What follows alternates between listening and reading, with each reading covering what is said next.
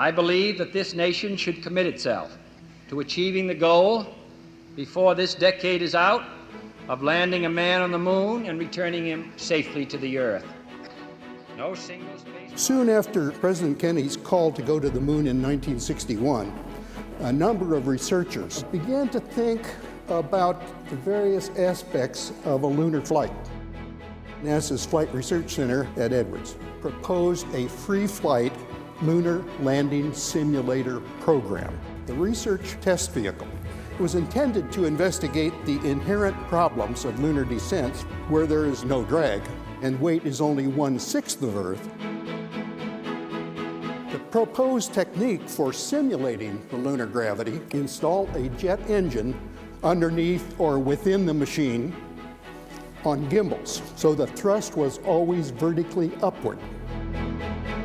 The engine thrust would then be adjusted so that the craft's net weight, that is its gross weight minus the engine thrust, would equal its lunar equivalent. The force required to lift the net weight would be provided by throttleable rockets. The first flight of the LLRV in October of '64 was flown by Joe Walker.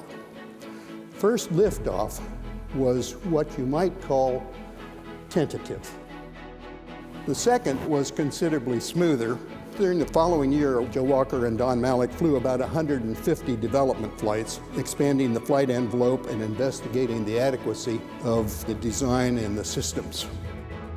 An advanced version of the LLRV, the Lunar Landing Training Vehicle, or LLTV, proved to be an excellent simulator and was highly regarded by the Apollo lunar module crews as necessary to lunar landing preparation. Typically, the pilot took off with the gimbals locked, flew out to the inner marker, which in this case was about 400 to 500 feet altitude, about a quarter of a mile from the intended touchdown spot.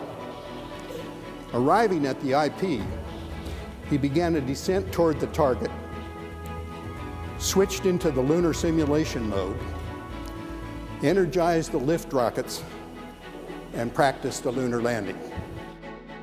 I was most fortunate to be involved throughout the entire lunar flying development. I had the pleasure of flying every one of the machines, the LLRF, the ground-based simulators, the LLRV, the LLTV, the lunar module, and even the Weber ejection seat, the last not by choice. NASA management was forever worried about the reliability and safety of these machines and continually wanted to shut them down. But the pilots insisted they were vital to lunar landing preparation, and they prevailed. Drift into the right, level. Head. Hey. Contact light. Okay, engine stop.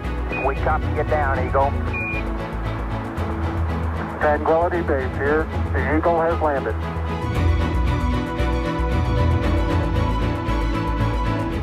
Thank you, Neil, Buzz, and Mike. We're standing on your shoulders, building on your historic achievements. That drive to reach higher is alive and well in today's astronauts, who will travel aboard Orion on our very challenging path to Mars.